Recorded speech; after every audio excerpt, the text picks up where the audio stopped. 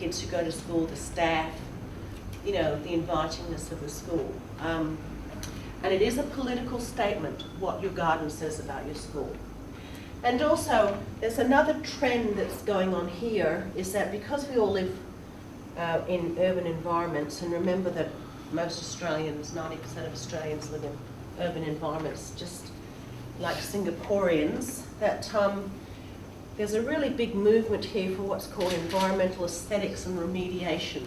So even though we live in areas that may have been, you know, bulldozed and destroyed, we're now trying to do a lot of restoration ecology to remediate that damage and to make things much more habitable. Okay, so back in 1979, one of the pioneers stated that a garden is an environment in miniature. Any environment, just like any environment, any garden, any environment has to start with the sun. The whole shebang doesn't work without that glowing orb in space. And remember that every time you see the sunlight, or you look into the sky to look at starlight or to look at the sun, you're looking back in time. If you take a little peek at the sun, which you're not supposed to, you're looking 8 minutes back in time. If you take a little peek at our nearest star, you're looking like 4 years back in time. And so it goes. So when you look at the sky and all the suns in the sky, you're always looking back in time. Okay, so this is a nice quote from Blair. She says, gardens ground children in growth and decay, predator-prey relations, pollination, carbon cycle, soil morphology, and microbial life. The simple and the complex simultaneously. Gardens are intensely local, and they teach about place. Gardening is the stuff of history, culture, ethnobotany, and literature. It's not just about science, it's about culture and literature and art and being. And you know, what defines people as culture is always the food. You know, and people are very proud of different cultures, the different local regions of food, the earth, the soil from which the food comes from. So any garden that you're going to do is intensely personal, but it always represents your social cultural history of the place that you're in. All right, so historically the place of garden in schools are sites of learning, and of regular student and teacher activity has been contested. In fact, I did a study back in 1995 where I had this poor old principal who'd had a garden in her school for something like 6 years, so she started pretty early. And she was totally battling the parents all the time. You know, some parents would come in and, it was a rural area, you know, kids supposed to be learning to read and write, you know, and she would be in there trying to sort of defend the fact that the teacher and her were going out and getting kids to actually do very complex work. They actually had a butterfly restoration project going where they grew all the butterfly vines and then they sold them to national parks, who then went along the different rivers or streams in the area and tried to plant the vines out so that they just increased the amount of food plants for the rare butterfly. And in most cases that was a very successful project. But some of these parents, now that's only some, because some were of course incredibly supportive, and this was in the early 90s, but some of these parents were really, the Australian word is aggro, you know, really aggravated that the children weren't sitting, reading and writing. And yet you looked at the kind of learning, I looked at the kind of learning that the children were doing. They were doing very complex maths, they were doing forward planning, they were doing estimates, they had a business plan. They were doing the kind of work that you don't usually expect 7, 8, 9, 10-year-olds to do, because they were all involved in these projects. But the parents had been educated in a very, maybe in a very simplistic way. And the one thing about schools is, and it's a problem for all teachers, is that a parent comes in and every parent has been to school. So therefore they think that they can tell you what you should be doing. And this study that I did was very much the case, where the parents who were complaining about the principal had this idea of what they thought schooling should be, rather than the professional educators who, as we know, were really riding the cusp of what they, were trying to make schooling. And it was, so it's very interesting. But, it's all about, there will be always some dissension about the nature and the purpose of schooling, all right? You can't get away from that. And one of the reasons one of the things I'm going to say to you today is, even though there is dissension about the nature and purpose of schooling, the evidence from the education research shows that there is a lot of value to doing gardens in schools.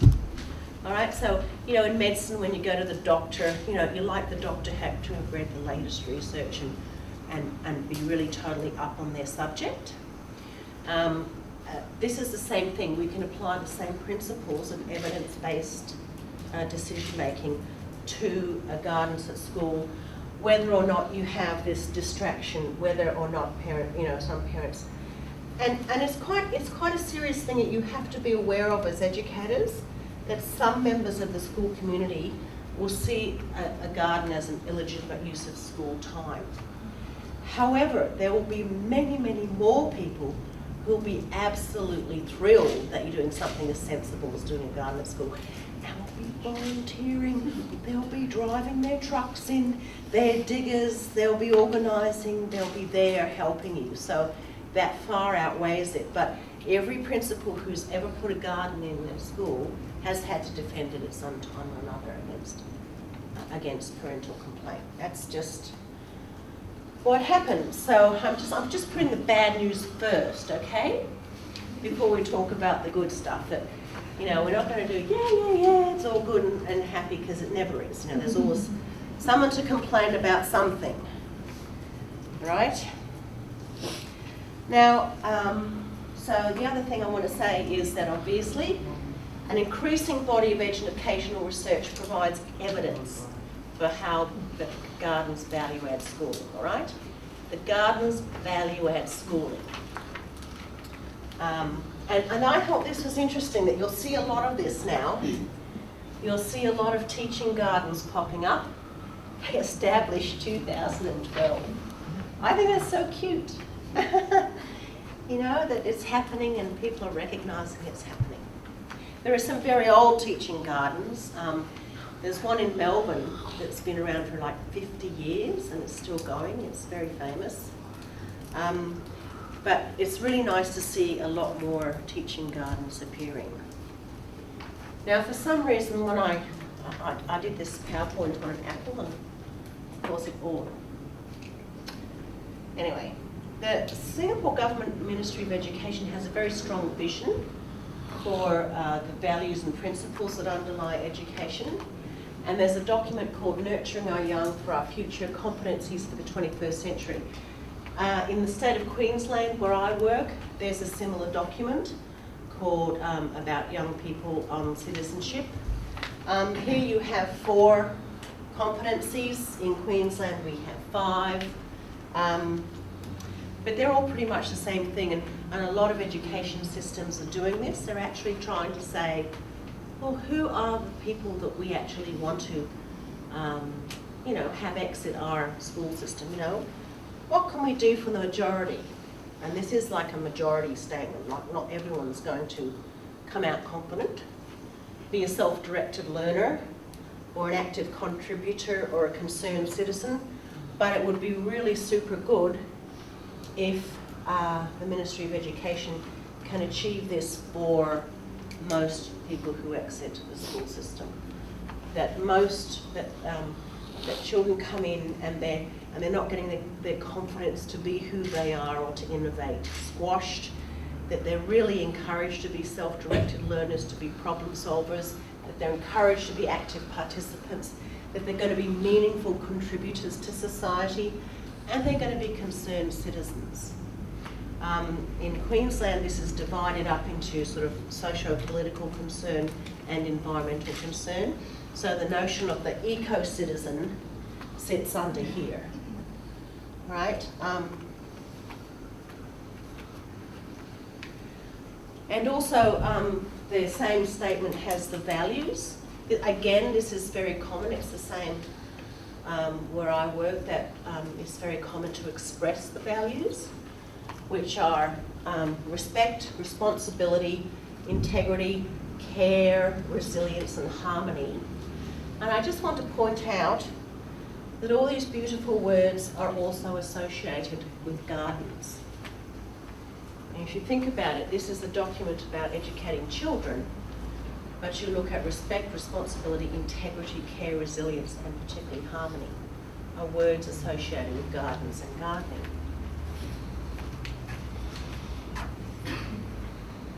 Okay, so I've got some little quotes for you here. Half the interest of a garden is the constant exercise of the imagination. So already, I mean, a garden has its own mind, so to speak. And it's the imagination that goes into the garden. Of course, we can immediately see the link with generating creativity or generating greater capacity for creativity with children. This is the one I like in terms of education. Many things grow in the garden that were never sown there. And when you look at really enabling and generative education practices, you can never predict what you're going to get out, but you're going to get these lovely... This is a picture of alder seeds, by the way. It's not snow, it's actually seeds. No, it was like snow, I can tell you. All right, and this one. A garden is always a series of losses set against a few triumphs, like life itself.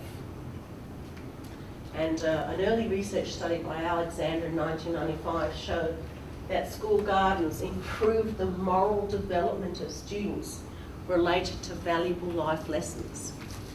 So you can see, you know, there's these nice tie-ins between what the research is showing and what the philosophers of gardens have always said throughout the years. Okay, so let's get just do a little quick survey of what people actually have done. And some of these garden studies have been incredibly large. Like, they're really big studies. For instance, Graham et al. Surveyed 4,000 Californian school principals. About 50% of school principals in California, which, as we know, is the sixth largest economy in the world. And found that the most frequent reason for implementing a garden program was academic instruction. That 95% of the schools used gardens to teach science, with gardens seen as moderate to very effective for science instruction. 70% of schools used them for environmental studies, and 60% for mathematics and language arts. So it's interesting that out of this very large study, gardens, the primary use of gardening was academic instruction. Okay, people are always interested in enhanced academic achievement, and particularly on performance measures like the standardised tests.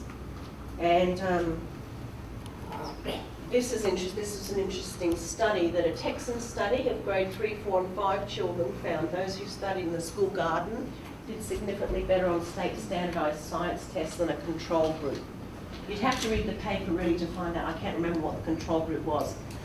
But it was interesting that after 3 years in the garden, the grade 5 results, these kids were performing very much higher than the control group. So it's a quite significant finding. And the authors said that grades 1 to 5 are really critical times for developing a child's interests or manifesting a disinterest in science.